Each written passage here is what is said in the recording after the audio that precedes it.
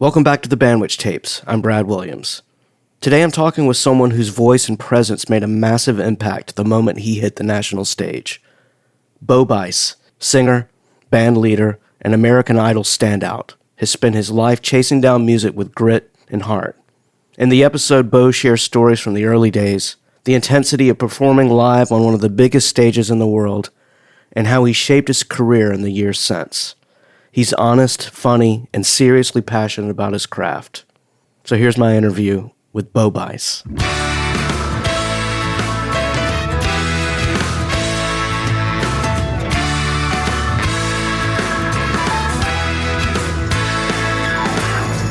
know how the bills will get paid. Hard to make it by on minimum wage. Nobody I know got it made in the shade. Round and round and round and round we go. You better get up, Lord, you better get up. People, don't you know? You gotta wake up, child, you better wake up. Get your feet back on the floor. Let me feel your spirit singing. Let your worries go. You gotta keep on rolling down that road.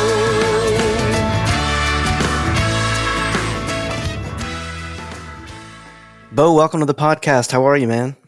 I'm doing well today. I appreciate you, Brad. How's life treating you? Doing good. Doing good. You and I met for the first time a few weeks ago through our pal, Mr. Shannon Wickline, when you guys were playing up here in Illinois. Yes, when I was up there in Illinois. Shannon's a good friend of mine. We used to play in a band together. We played in Artemis Pyle band together. Yeah. For the year. And so that was a lot of fun, and I enjoyed that time getting to perform with them and obviously getting to hang out with Shannon. That was a lot of fun. Yeah, man, you guys sounded great, and you captured the vibe and the emotion of those tunes, and you still sing your tail off, man. You sound so good. Well, thank you, brother. I really did. That was a fun year. I was, grateful I had that opportunity to get the chance to go out with them. And obviously I wish, Barry Lee Harwood and Shannon and, their new singer, everybody whoever they have on there, I wish them the best of luck. Yeah, absolutely. So you and I share an interesting thing in common with each other as I was thinking about this getting ready.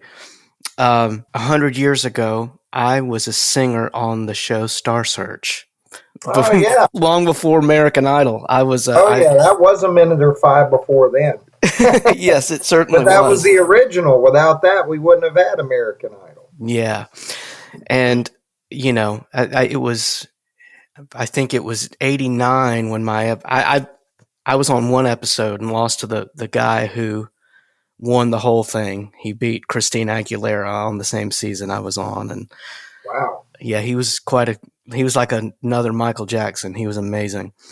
But yeah, it was 89 when it was filmed and then 90 when it aired. But I'm sure you and I share a lot of experience of how it just kind of can quickly turn your life upside down when you can't go anywhere and people don't recognize who you are. It was pretty crazy in my hometown. What was that experience like for you? Well, the real, I guess it was, we've been out there for several weeks recording and rehearsing and doing different things. And I was roommates with Scott Sable, Constantine Maroulis, and Nico Smith. Mm-hmm. And the show aired on a Thursday night, if I'm not mistaken. And literally Friday, we woke up and I said to Nico, "Hey man, what are you doing today?" And he said, "Well, I think I'm going to go over and get something from Ralph's over here." And I was like, "All right, I'll take a cruise over there with you." Walk over there. It was just across the street from the apartment. And we got down, about half a block and stopped at the light to go do a walk across the street. And the car just stopped in front of us. They're like, "You're the guys from TV." I'm looking at him, and he's looking at me, and I'm like, I don't think we're from TV. They said American Idol, and we're like, oh, that's right. It aired last night. We were on American Idol last night. We're like, yeah, I guess it does. Yeah, man, that was great. And so, whenever you talk about overnight success, it really does.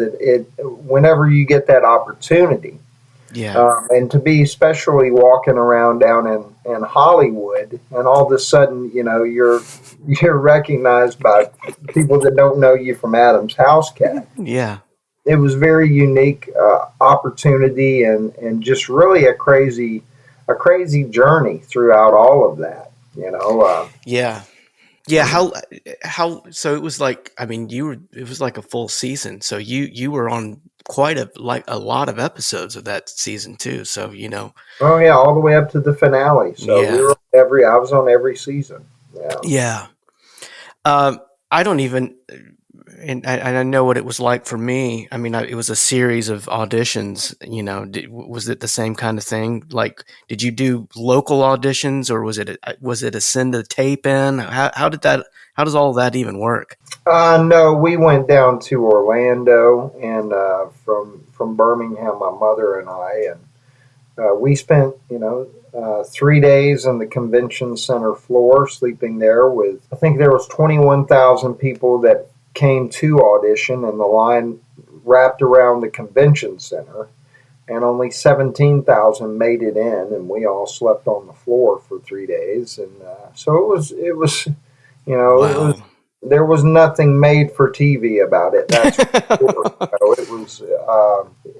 It was just really a mind blowing experience. It's not something, unless you live it, I think you can really understand it. And nowadays, and I'm not dogging them, but nowadays I've heard that they just send in Zoom, or they do auditions by Zoom, which is a lot easier. Obviously, it saves production money, and it's easier on the actual contestant. Right. But yeah, I think it takes away some of that.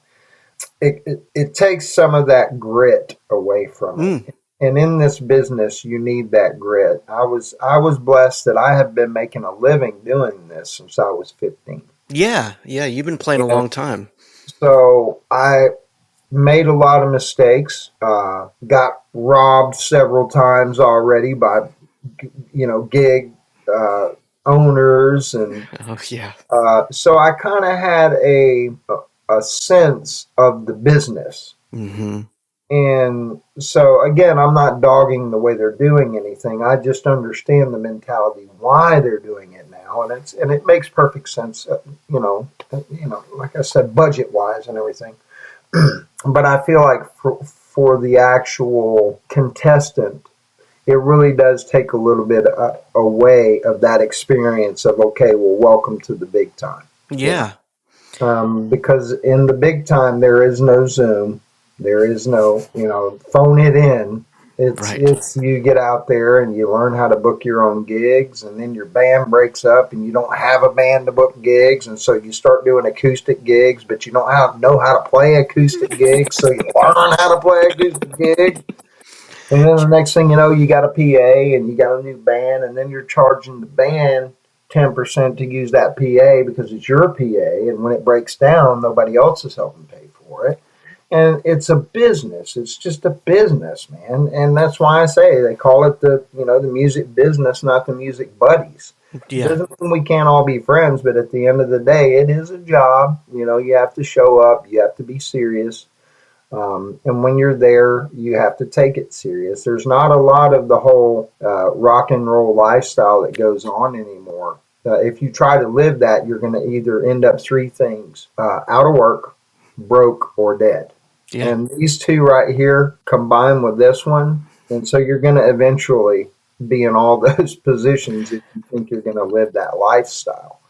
So it is a hard road to hoe, and that doesn't mean that people can't go do it. They just need to realize that there's a lot more to it than just get up and smile for the camera. And before before you notice it, you're eating off of craft service tables, and you think that that's normal. And it's like, okay, let's wait a couple of years before we get to that point. But Right. I'm very grateful for my experience, and I think they're doing a fine job today. Like I said, it's just some of that element of what we had to do on our season. And I have to also throw props back to the seasons before us because I was on season 4. And that was the first year that they had a live band. Before that, it was singing to track. I would have never done as well as I did if I had to sing to track. It's just that element of what I know and what I feed off the band and things like that. I would have never have done as well. So I give a lot of props to the seasons before us for every season. Each one of them were fantastic. I'm very close to Ruben. I'm a little biased when it comes to my friend Ruben because I love him so much, and he's just a wonderful man. Yeah. So I always try to pay homage to the seasons before us, but also there's been plenty down the road after us too. Season 4. Yeah. Yeah, you're talking about just the business part of it. I'm sure you've been like me. I've had so many times over my life as a musician where I think, man, I must really love doing this for all the crap I've put myself through to do it. Gear Right. breaking down and this and that and this and I must really love playing music. Otherwise, I would tell all of this to just go to hell. I saw the greatest bumper sticker, Brad. It was musicians are the only people that will take $3,000 worth of gear, put it in an $800 car, and drive it to a $100 gig. And that's it. I mean, that's like the best analogy for us. That's that's it, exactly it. Yeah. Yeah, that's really it. So, but I remember those again. I don't mean any of this in a bad way. It's what made me. But I look back on those experiences before Idol, and I really did, man. I used to. I had my PA, and when I would go do I had this friend Patrick Purser. He's still a close friend of mine. They used to book me out on the lake when they had a canoe rental, and they had a pizza shop right there. And I used to go out on the weekends with my bass player Shauna Tucker. She's actually was with the Drive-By Truckers after. It's so cool the people I met in Muscle Shoals in Florence. Jason Isbell plays guitars with us when he came into town. Gary Nichols was one of my guitar players. We played acoustic stuff. Chris Tompkins, who actually wrote Before He Cheats for Carrie, he was the piano player. We used to go hang out with him, and he recorded some stuff. So it's crazy just the people that I knew in Florence and knew before I ever had any success. And then every single one of them, we all went on to have some kind of success, which was great. But, I really did back in those days. I used to pack my PA up, and I would drive out to Patrick's, and I had just enough room to where when I got finished with the gig that night, I would just put my sleeping bag there in the back, and I would just sleep and wake up in the morning before it got too hot and scoot home. So those kind of things are what make you. That's what makes you a musician. It's not just learning to play guitar and learning how to hold a microphone and stand cool, right? It's about the experiences. I remember I was at the Tip Top Cafe in Huntsville, Alabama, and I was 18 years old, and I was playing with my band Purge, and we're opening up for a band called Blackbone, and they were a heavy band, man. You better watch out, these cats. They came in, and they were the epitome of living in a van. They came out wearing the clothes that they had all been wearing for several days, you can tell. And they loaded in, and we loaded in behind them, and one of the guys listened to some of the sound check, and he was cool, man. He was so nice to us. And I'm standing there in some American flag style boxers and some rhino slippers, and like I forget what T-shirt I had on, and I'll never forget. He said, "Man, you sound really great, but you look like to be nice, an idiot." But he didn't say idiot. And I said, "All right." He goes, "Man, get rid of these frickin' slippers, man. put something. It's like, look, and this guy's talking to me, and he's got like cut off, out of his arms. He's been wearing the same cut off shorts for forever, and a pair of Doc Martens that look like they got duct tape and dust holding them together. I'm like, this guy's giving me fashion advice. What's going on? But that's something that stood out to me because you got to those elements and meeting those people in your life. Those influence you, and later in life, it's much like having a parent when they say something to you, and that moment kicks in, and you're like, man, they always said I'd understand this one day, and now I do. It sucks because they were right.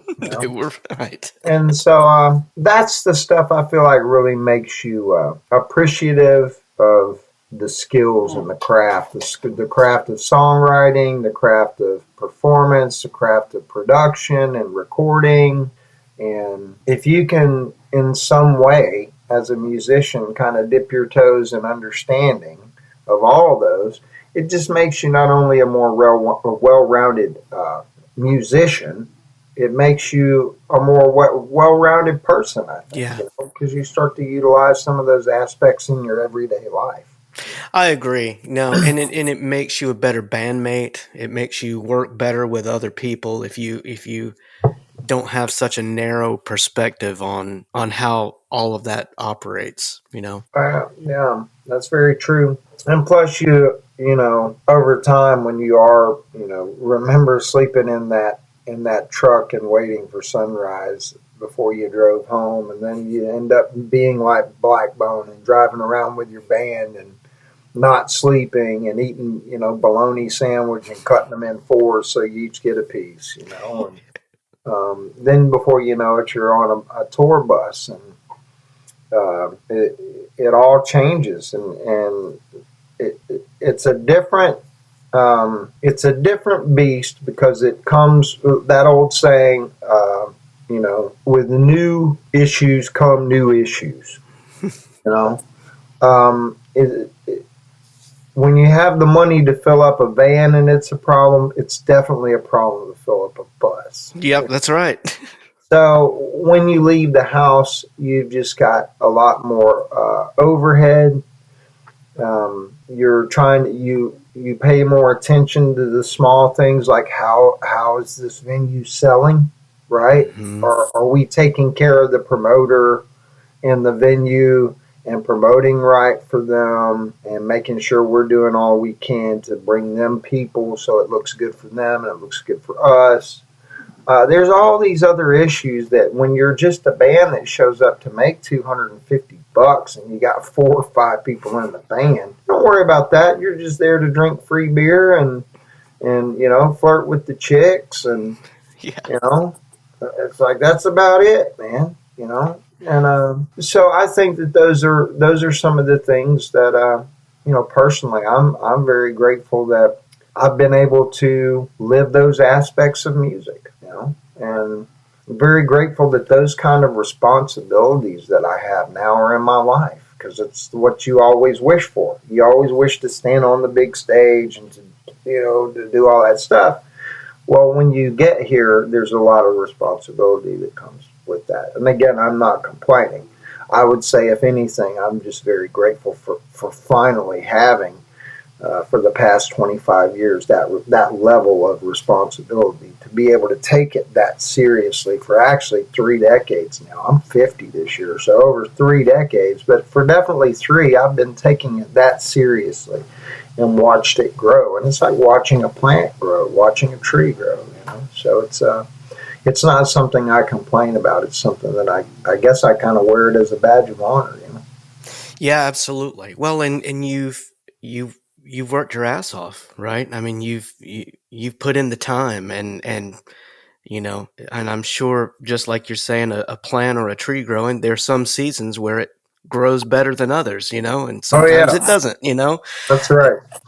Yeah, that's it, So you grew up in Alabama. I grew up in Georgia, so we were, next. I will be 49 next month, so you and I are almost the same age as each other. So we came up around that time. What's that? You're a November boy too? November 5th. I'm the first, so happy birthday to you too. Happy birthday, sir. Yeah, I feel grateful to grow up where I did when I did. I'm glad that I couldn't imagine being. I have a 14-year-old daughter upstairs, and I couldn't imagine being a teenager in 2025. I'm so glad that we got to grow up before social media and cell phones, and So, you know, um, you know, and what was childhood and teenage years like for you?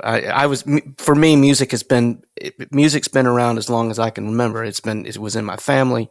I didn't know a life without it. So I'd be curious what it was like for you. well, that was much the same as me. My found out later in life through my mother finding out some things that my heritage in music goes back beyond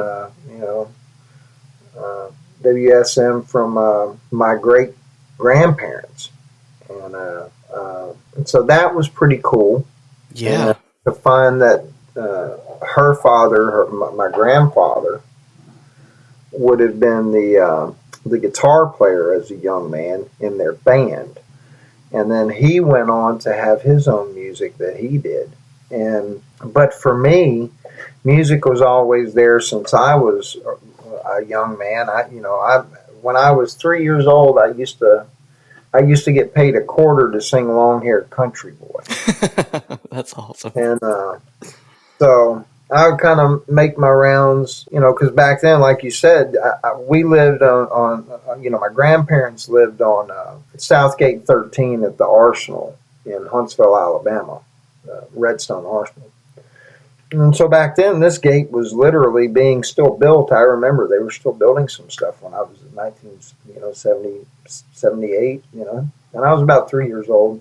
And so I used to make the rounds with my aunts, and we used to go see my aunt, we used to go see Jim and Marion, and then we go see Aunt Dolores, and then we go see, we just make the rounds. And so I'd make my quarters, and I would make the spending money for candy.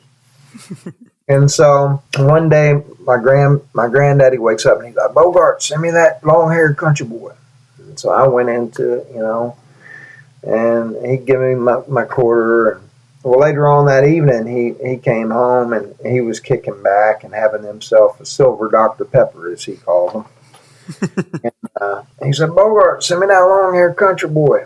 And I said, "Well, give me $1." He said, "I left this morning, it was a quarter." I said, "Well, I went up to Dolores's house and she gave me $1 to sing it, and I reckon now that's about what it's worth." And so that was really my first. I always say that the money started jingling, and then it started folding, and then they started having to write checks, and so it was just a natural progression through life. I remember my cousin Jeff Miner taught me how to play guitar when I was about 9. First song I learned from Jeff before I started learning songs myself was "My Home's in Alabama" by Alabama. Mm-hmm. And those were the first chords I learned. And so yeah, music. And then I started writing. Wrote my first songs at 12. Started writing then when we lived overseas. I lived overseas in England and over in Ireland for a while with my parents did. So yeah, just music was always there. It was always something that I didn't. I guess I never suspected that other people couldn't do what I do. I feel the same way. Yeah, and it was like people would go, "Oh man, this is awesome!" And I won a couple of talent shows, and then I won a talent show and went to the Civic Center, and it was kind of like, "Well, no, you guys do this too." I mean, and when you're at home, don't y'all sing in the shower? And don't you draw posters of your rock band that doesn't exist? So yeah, it was just very weird. It was just always weird until I got old enough to understand that. Yeah, I guess there's not everybody does this. Not everybody wants. That's what got me.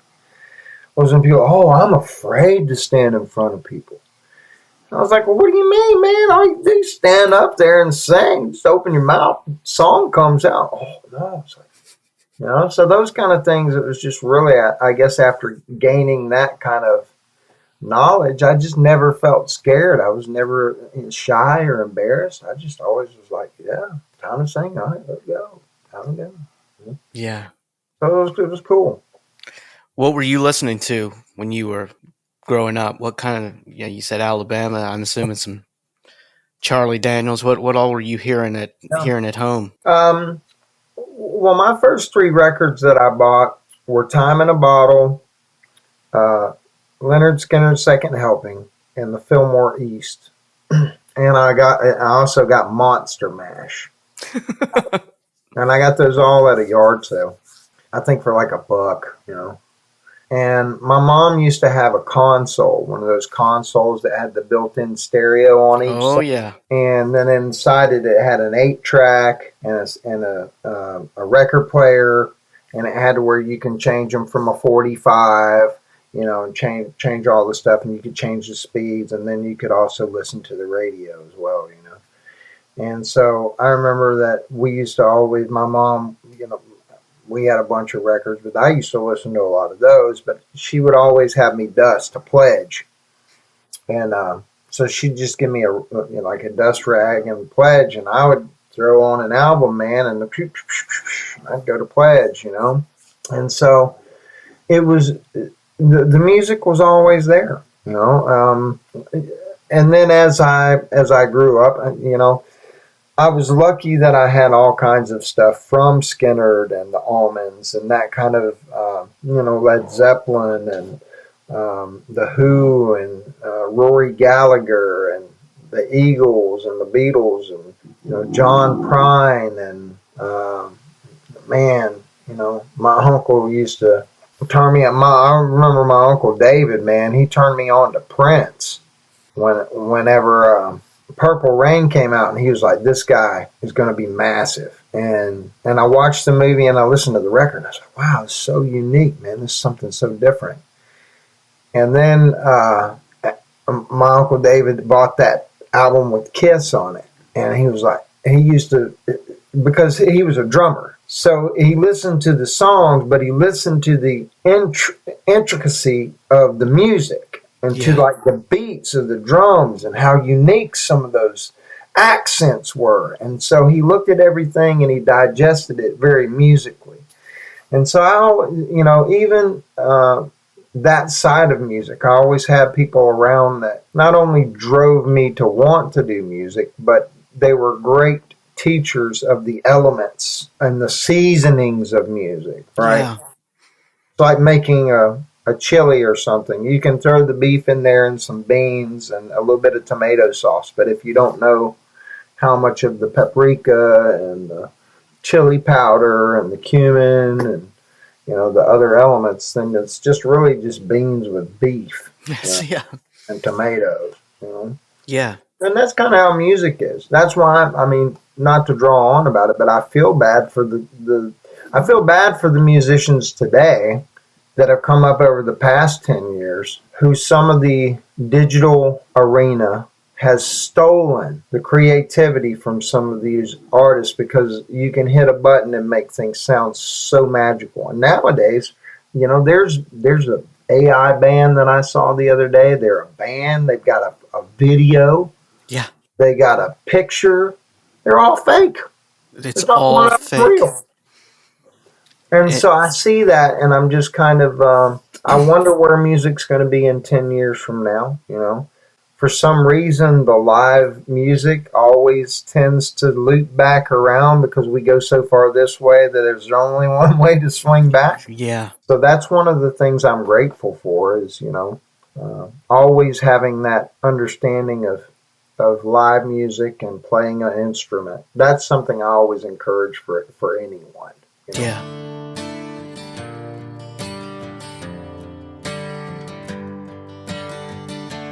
Darkness comes and sheds its light on me. It makes me feel like what we had was really nothing at all. Now do you care lost alone. Well, maybe I am. Oh, if I am, remember me. Remember all the times, all the endless nights we didn't want to sleep. Oh, remember me and how I made you laugh until I made you cry. We had everything. Now don't you ever forget.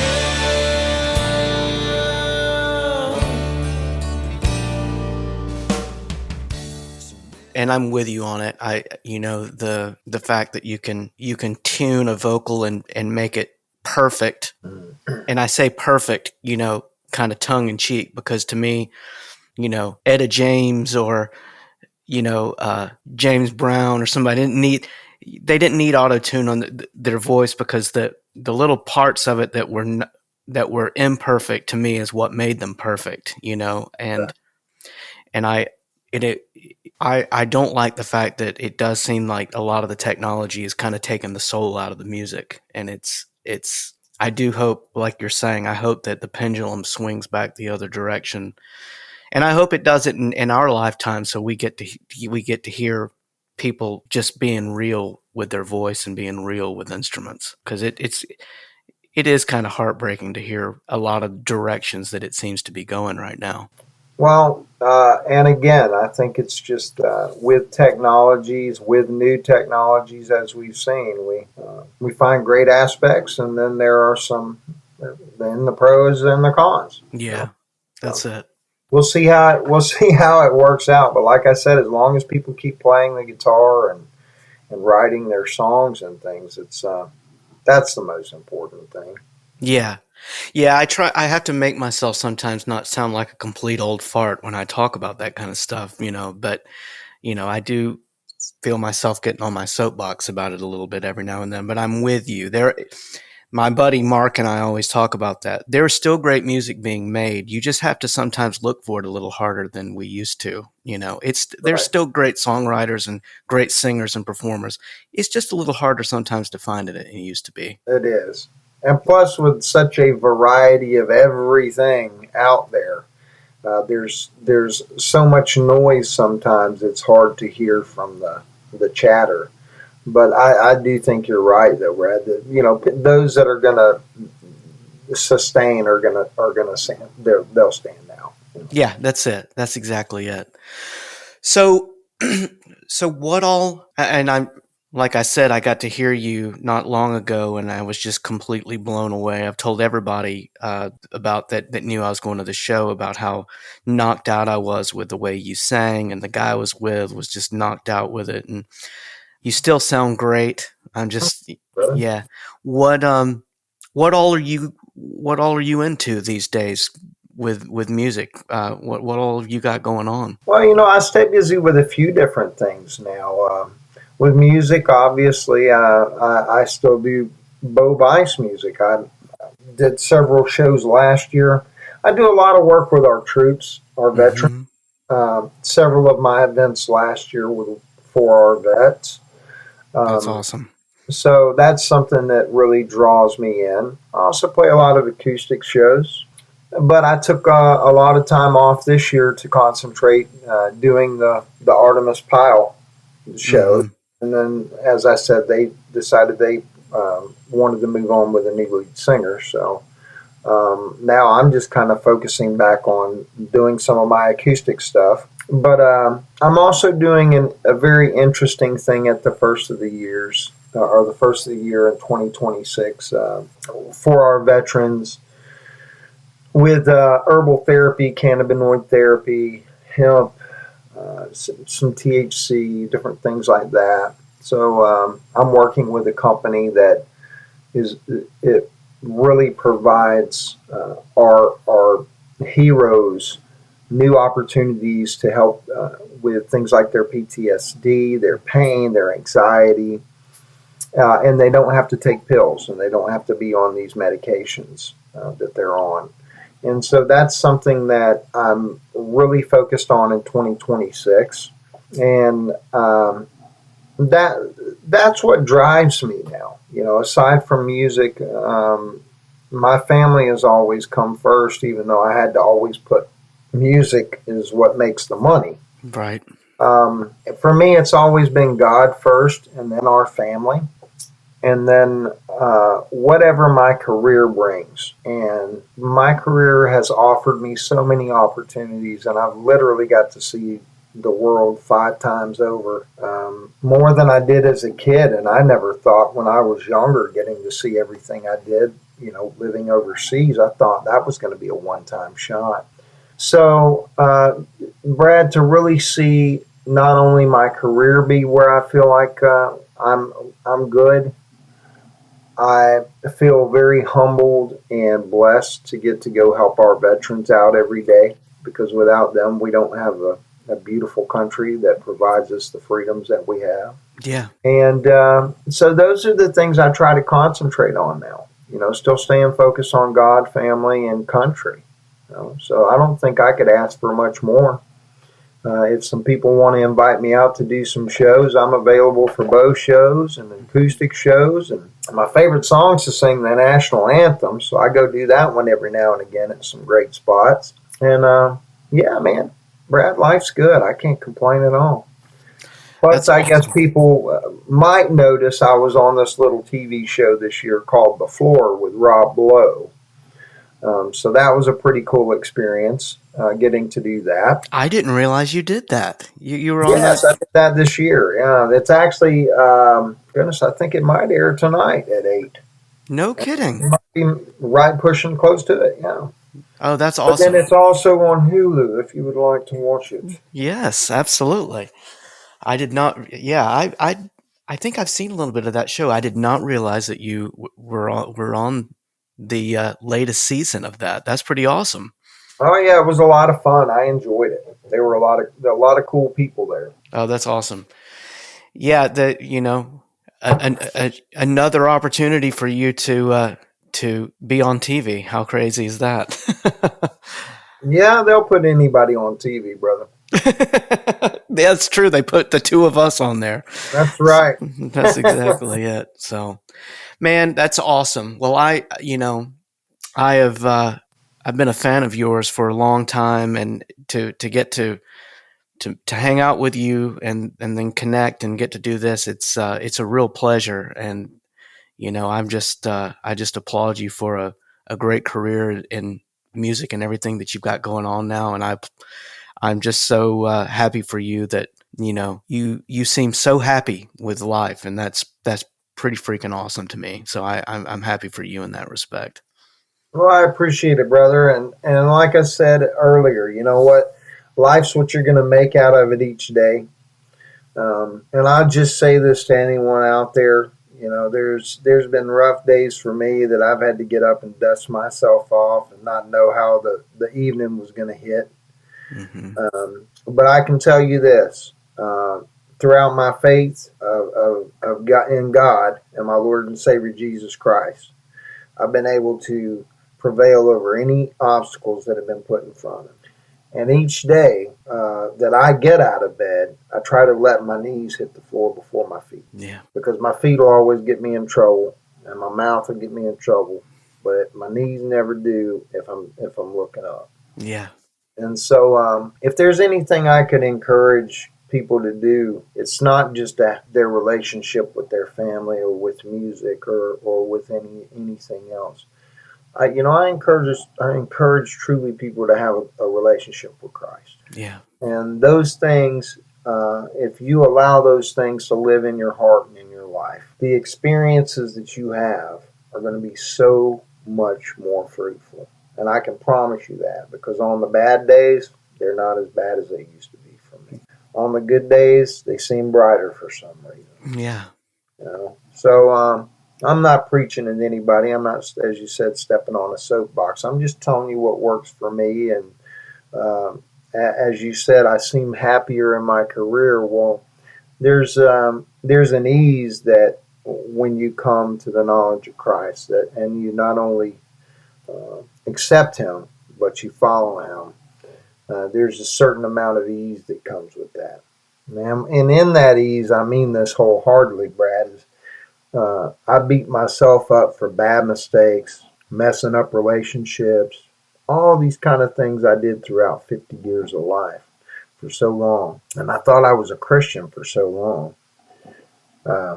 But when I truly started walking with Christ, I found that the biggest thing that he teaches us is forgiveness. And so I had to do some forgiving of myself and quit digging up those bones so that I could forgive other situations. And when I started to do that, my life, it just truly did. It opened up a flood in my life. And I'm still trying to work each day. I'm still working each day, and God's working things out of me each day. But I can tell you something, man. It's so much more enjoyable now to be on this side of the fence, and I'm not ungrateful for any of those experiences that I had in the past, because they all made me who I am. Yeah, I'm very, very copacetic with it, man.